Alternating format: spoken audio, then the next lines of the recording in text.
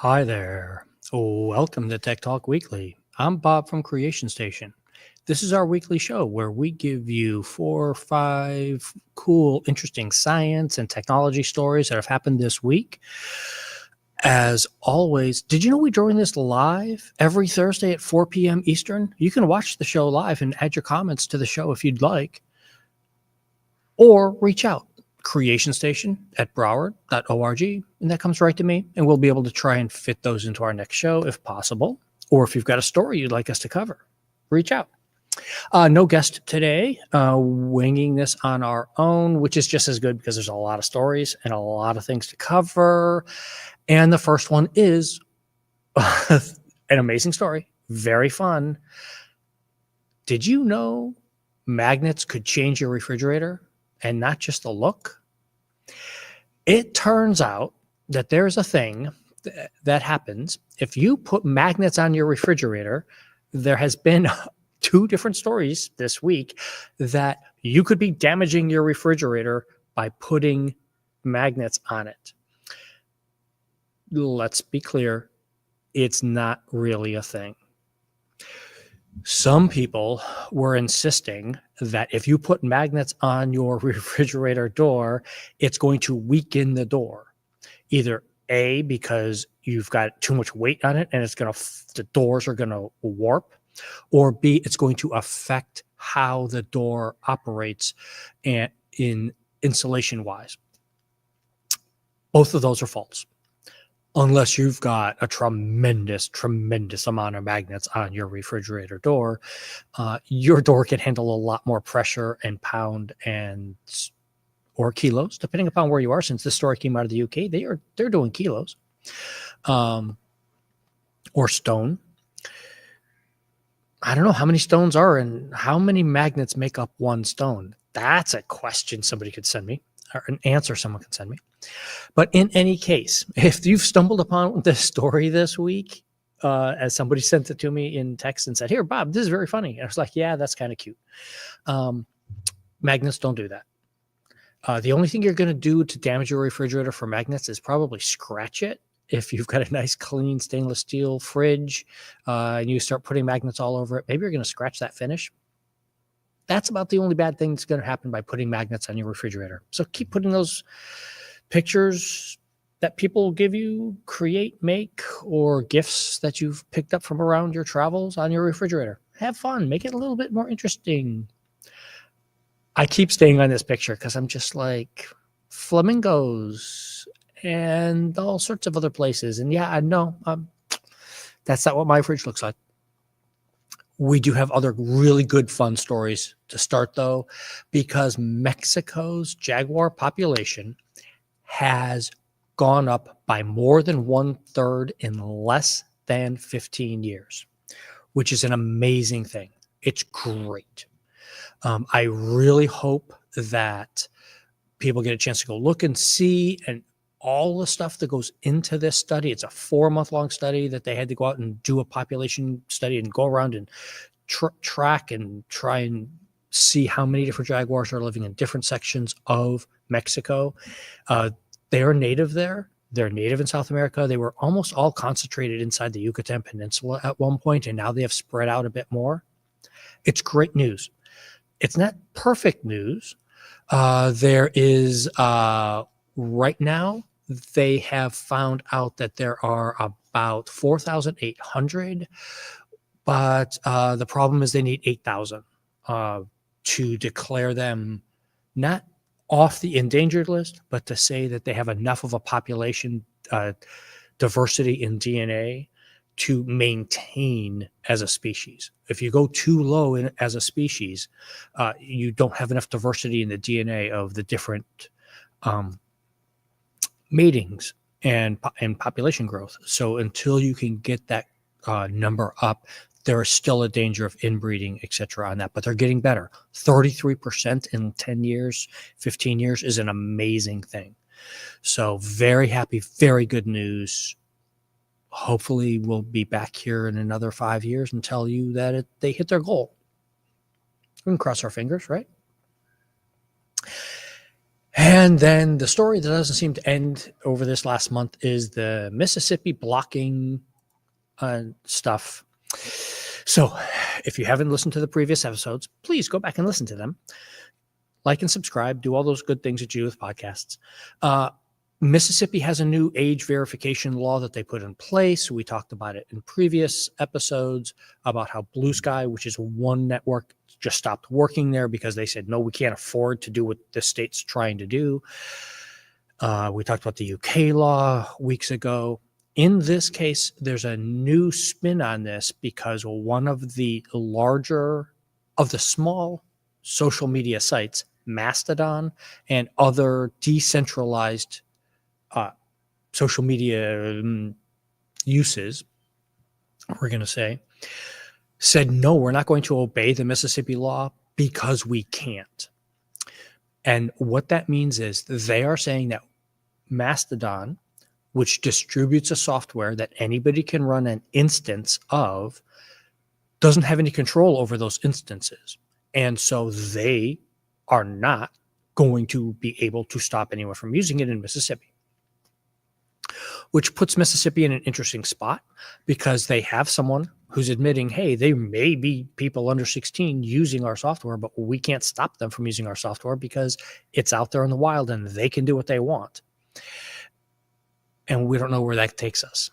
This is already into pretty iffy First Amendment territory, and this is just going to make it even worse. There are two good articles here I'd like you to go read on this age verification, both coming out of TechCrunch this week, on exactly what a decentralized social network does and how it works, unlike a thing of Blue Sky or Twitter or Facebook or any of these things that have one large company behind them and is in control and centralized servers and control of everything. Decentralized, like Mastodon, is a very different animal. And if you're not familiar with that, please go learn a few things about that and see which works for you based on where you live. Decentralization and VPNs are becoming a very big thing for the average user nowadays. A good story, kind of, maybe, sort of. They're called Neptune balls. And so what happens is there are underwater plants in the coastal plain, that area under the ocean near the shore, where unfortunately a lot of our human waste falls down through rivers or whatever flowing off out of the beach down below. They go out into the water, and some of that microplastics and things sinks and some of it continues out. Well, what happens is these plants gather that up because they gather up all the stuff that's coming through. It's not that they're grabbing plastic per se. If it was little bones, if it was whatever, bits and pieces of other plants, they all get gathered up and they form into these balls. And you can kind of see here on this picture, and there's another one down below that gives you a very good picture of it.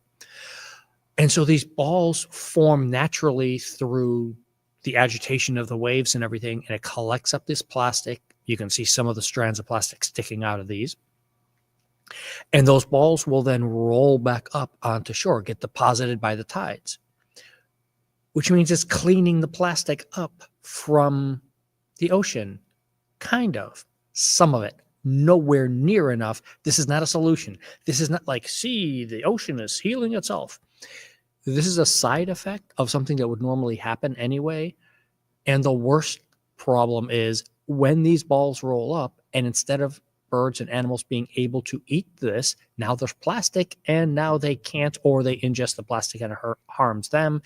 And or if you're a human and you find these on the beaches, you're not supposed to be handling them because they do potentially have these toxic things in them now from the plastic, etc. So we've removed a little bit of plastic out of the ocean and now made it more available for other things to have problems with it. Please dispose of your things properly and use less plastic. Don't use single use. Try to use other things, glass, metal, etc. If you can get away from the plastic, please do. Cool story again. Let's go back to fun, cool, new stories. The largest autonomous vehicle in the world is a boat. And so here we go. Here is this huge boat. This is actually fairly large. It's over 20 meters of deep water scanning available. So this boat is 20 meters long. You can see it's got that huge sail, like it is a sail, but that they use at the top both to help guide it and also to take a lot of readings, atmospheric readings and all the stuff, while they're also scanning the ocean floor below. It can be controlled by someone, but it's meant to go out on missions on its own, do a scan of a certain section of ocean, and then return. One of the things that this is going to be really good for is tracking populations of whales and such underwater, finding things underwater, such as different deposits of metals, etc., that we may be wanting to harvest. I'm not thrilled with the idea of digging up the ocean floor and taking more stuff out, but hey. But also, because it's fully autonomous, you could sail this out into a storm and do some really good surface level readings that we rarely get a chance to do because it's just far too dangerous for a human in a boat to go out there and do. So this is going to do some very fun new things, and it's out there working, which is one of the things I wanted to mention, because you may be thinking, Bob, wait, you're supposed to be leading this with all these cool new innovations from the Google conference and the Facebook conference and the Apple conference and Meta and all these people and the IEF that's out in Germany right now that just finished yesterday. We don't cover those on this show because they're not out yet. We only cover things like this that are actually out and you people are using and doing stuff with. If one of those devices comes out that looks really interesting and got some new innovation stuff, I'll cover it. There's one out of Germany I really wanted to, but they unfortunately are not even going to start a Kickstarter on it for another month. So we'll see if it actually comes to fruition. 2 more stories for you, and we'll get you out of your way early today. Number 1, there's been a lot of talk in politics about demographics. And there's a really great story by AP out. Tons of graphics, tons of good stories, personalized. It is all about demographics in Africa and how they are changing because of disease, because of solving some of the disease problems, and then the reoccurrence of some of these diseases, and touching on some of the things that the United States government and other places have stopped funding, and they're seeing a resurgence in some diseases. But the whole demographics in general is that Africa as a continent is getting much older. And as it gets older and as people are aging up, there's not the growth of the population underneath to support what's happening.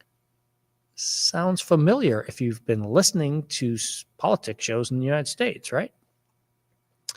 So there's some really good stuff here. And part of this is I'd like everyone to go over and review and see how another culture is trying to deal with these same things as part of their growth, their natural things that are happening all over the planet with population and such. So it's just a really good, well thought out story talking about who lives where, what, and how. Finally, our last story for the day. Google did not win. I know what this headline says. Google's courtroom victory. What happened, if you have not been paying attention, there's 2 major Google lawsuits going on, and we just had a settlement slash it's a settlement phase of terms of being punished, what Google will have to do as a result of losing the case. And it's not over. A lot of people want to say, okay, and great, and now it's over, and now Google walked away from this with a victory. This is only the remedy phase of part 1. Because after this, then Google will 99.9% go back and appeal. Or the Department of Justice will go back and appeal. And that will take them out another 2 to 3 years. And then we will go through all of the same stories again about how Google is going to do this or do that.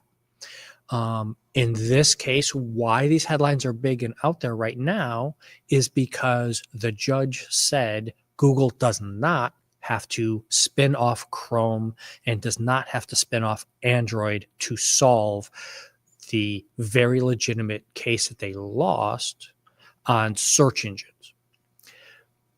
There's a different case about ads. That one has not been solved. That one's not going to solve itself either.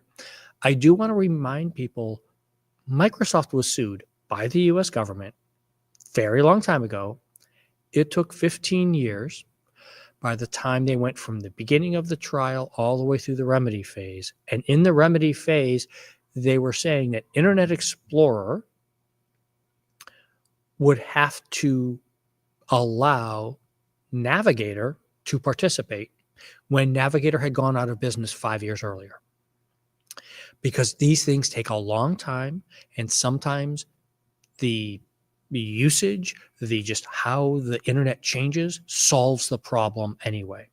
Not saying they shouldn't take care of this. The courts should step in and do these sorts of things, but because of how complex these things are, it can take a while. Apple gets a lot of money from Google.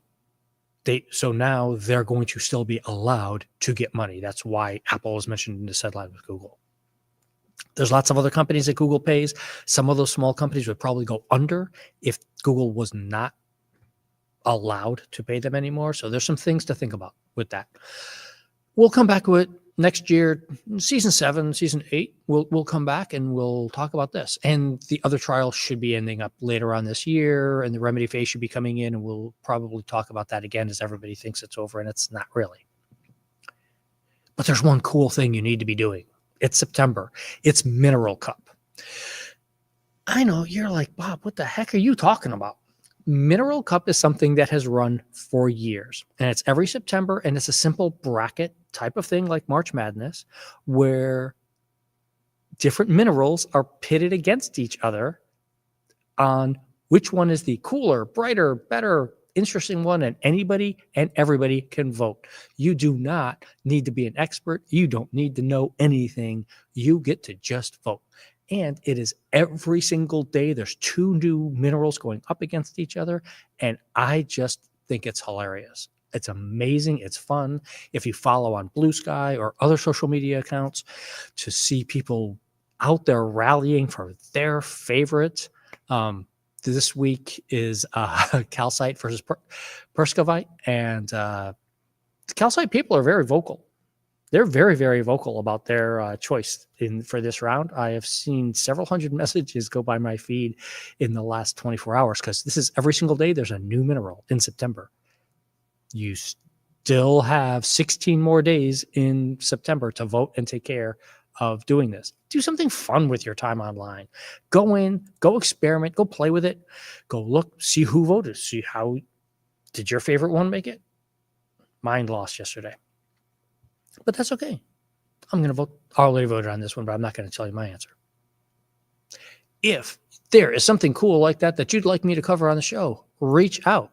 Creation Station at Broward.org, and I'll try to get it on. Everybody have a great week, and we'll see you next Thursday.